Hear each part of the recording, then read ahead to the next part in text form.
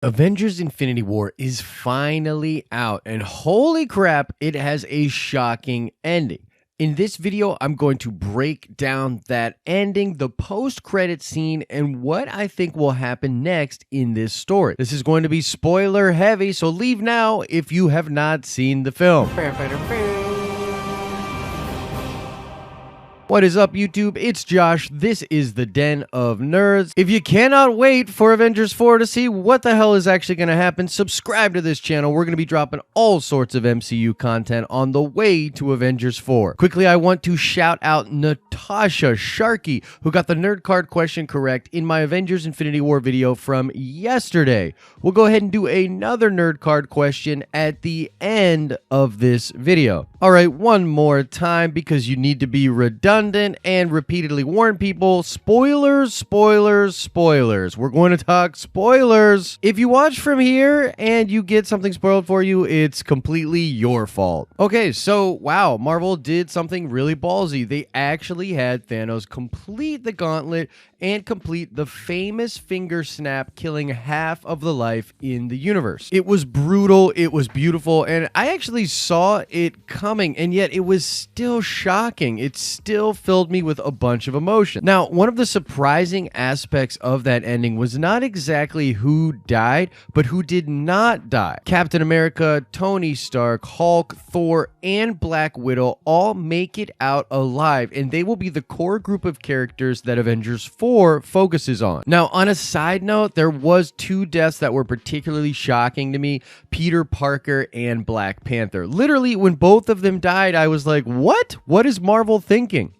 I mean, they have bright franchises in their future, and Marvel just decides, nah, let's just turn them into dust. Now, that whole situation actually led me to believe that a lot of these deaths are not permanent. I mean, obviously, all jokes aside, Peter Parker and Black Panther have many more movies ahead of them inside the MCU. So essentially what this ending is taking certain people off the board while they go finish this thing.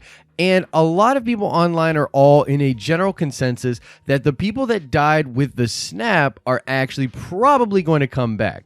It's all the people that died before the snap and all of the people that will die in Avengers 4 that are actually going to stay permanently dead. Still, it was shocking and emotional, particularly with Spider-Man. I mean, Spider-Man was brought into this whole thing because of Tony Stark. He's very emotional. He doesn't want to die. I thought Tom Holland performed that brilliantly. So yeah, we're getting the original Avengers, which honestly, again, I was completely shocked. I'm shocked that they didn't kill Cap. I'm shocked that they didn't kill Iron Man in particular. I mean, that was really, really crazy. But remember, and we'll come back to this, Doctor Strange looked ahead in time and saw 14 million different outcomes, and there was only one in which they actually came out on top. We can assume that that scenario is what is playing out right now. It is why Doctor Strange made the sacrifice of the Time Stone to save Tony's life. He understands that Tony is very important to them beating Thanos. Now, I believe what will happen next is going to resemble what happens in the comics,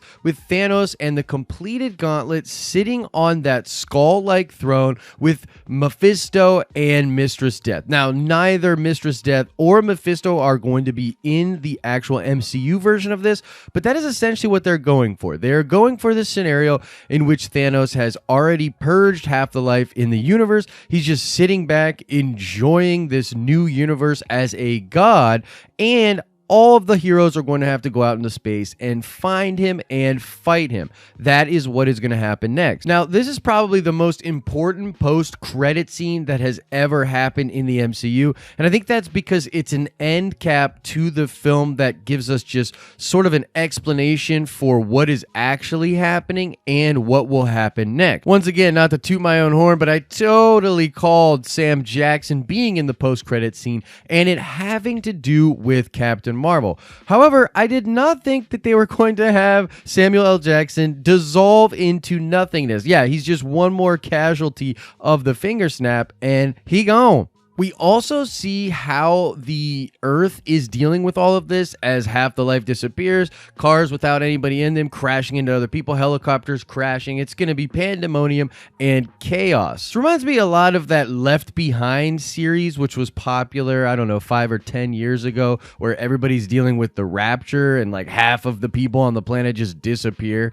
It was very cool, but it's awesome to see that that is the stage that's being set. It is truly a post-apocalyptic time period now. People are just gone. It's amazing. So yes, with this little cosmic beeper thing that Sam Jackson hits right before he dissolves, we see that it sends a signal out and is in turn answered by Captain Marvel. So yeah, Captain Marvel is coming. She's going to play a major role in Avengers 4, and she's going to help the Avengers fight Thanos, but it's not just because she's very powerful. Even though she does have an incredible amount of power, it is her connection to the Kree and her possible connection to other alien races out there that are actually way more important to where I think this story is going. I believe that she's going to act as sort of a liaison to these other empires and planets of strong aliens. You see, the fact that half of the life in the universe is gone means that all of these worlds, races, and empires were affected. I believe that with Captain Marvel's help, the remaining Avengers and heroes of Earth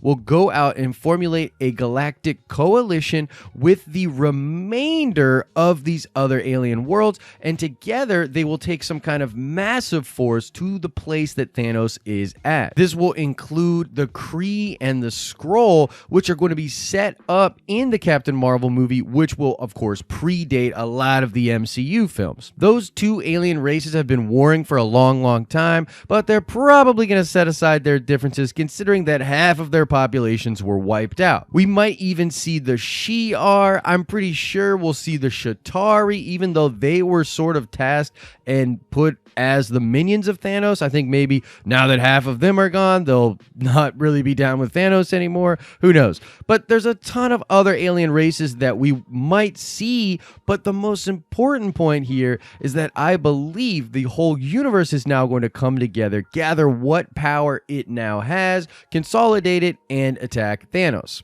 A big piece of evidence for this is all of the Jonathan Hickman stuff that was adapted for Infinity War. I mean, the Black Order comes out of Infinity, the fact that the Avengers make a final stand against the forces of Thanos in Wakanda comes out of Infinity. It's clear that they are taking Jonathan Hickman stuff and mixing it with old Jim Starlin and crazy Jack Kirby and old school Marvel stories. But I think that's exactly what we're going to get. We're going to get a version of Infinity Gauntlet with all the heroes fighting Thanos as he's an omnipotent god, and I think you're going to combine that with the back half of the Infinity event in which the Avengers makes a coalition and a galactic armada with all of these different alien races. Now in that story they're going to fight the Builders, which was this great cosmic threat, but like I said, I think they're going to blend those two stories and that coalition will attack Thanos. Even towards the end of Infinity War, Thanos is omnipotent powerful. He's literally just so strong